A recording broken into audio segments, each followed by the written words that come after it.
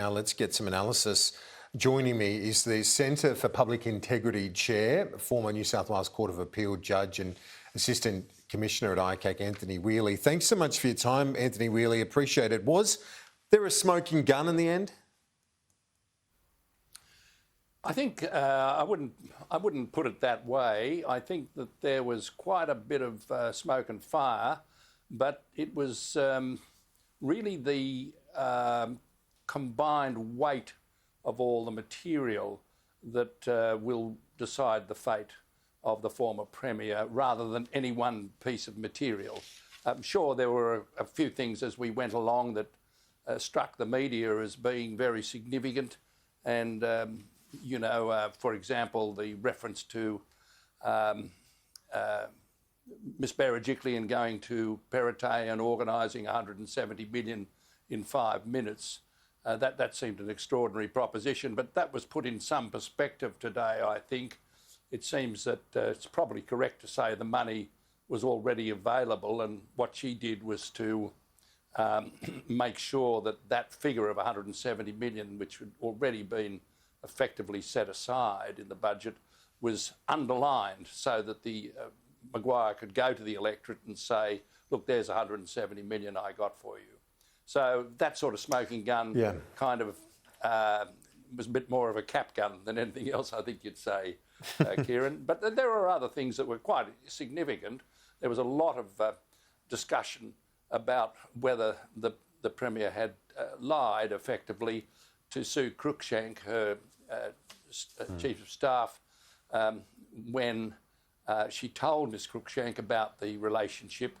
And the issue was, did she say that it was a historical relationship, or did she tell her that it was an ongoing relationship, one that was continuing even as they spoke?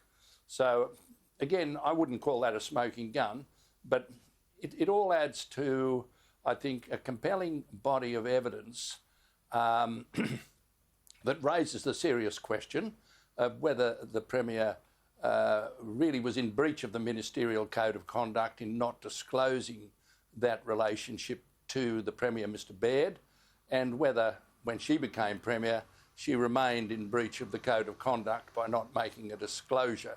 That was, I think, a big issue that the evidence addressed. The second issue, I think, was one that explored very heavily today, was in the period of, June, July 2018, she had a lot of talks with Maguire, lengthy talks about the fact that he was going to be summoned before ICAC and his discussion about his dealings. And in the light of all the other discussions he'd had with her about his private dealings, not only the ones related to Canterbury Council, threw up the issue about whether she was under an obligation to report to ICAC what she knew. I suppose you'd say, Kieran, that analysing it all, she took a very feisty stance on it. She was no shrinking violet, and I think she revealed to us that she's a tough, shrewd, capable woman. Now, she's no shrinking violet, as I say. She's no sort of star-crossed lover. She's a tough character, and you wouldn't get to be Premier if you weren't. So her case, very simply, was, look, I looked at it and I decided there was no conflict of interest.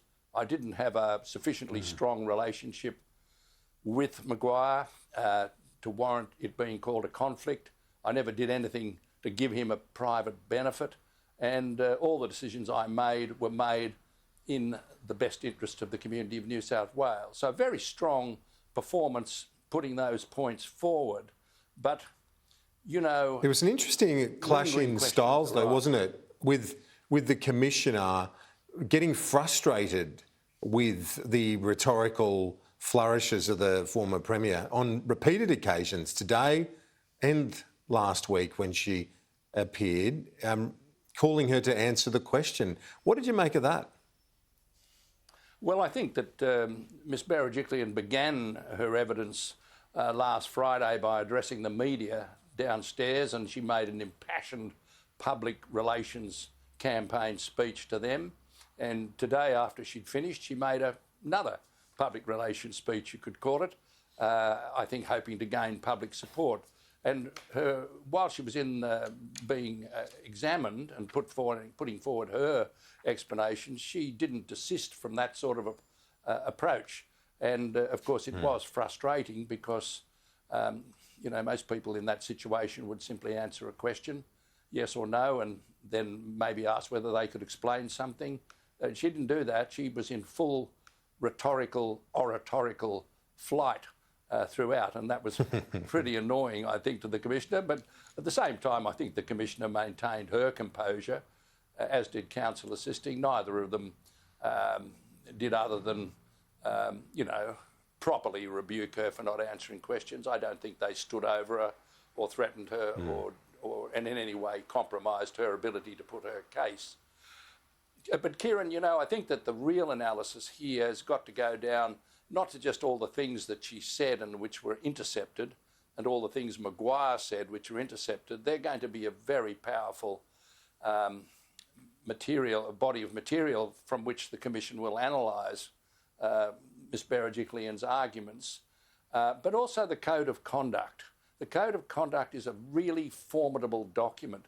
It was created in 2014 by Mike Baird to really restore integrity at ministerial level, and it's concerned not just with conflicts of interest, but with the appearance and perception of conflicts of interest.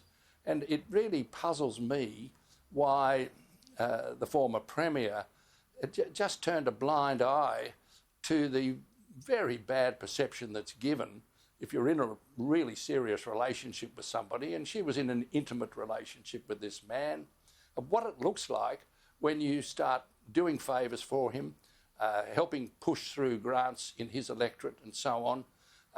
So what are the possible scenarios then? What are the real? So tell me what the scenarios are here for the outcome of the inquiry. Well, I think the first issue it'll have to determine is, was there a conflict of interest?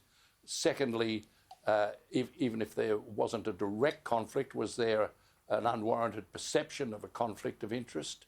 And so therefore was the Premier, when she was Treasurer, bound to reveal that relationship to Mike Baird. And we have seen the fact that all her colleagues said they would have told her that she had to make the disclosure, and they would have treated her, they would have arranged for her not to be dealing with any of the matters involving Maguire or his electorate. So again, it's likely that the Commission will look deeply there to see whether there has been a substantial breach of that Code of Conduct. As to the second outcome, well, again, what did Maguire tell her about his private dealings? What did she know?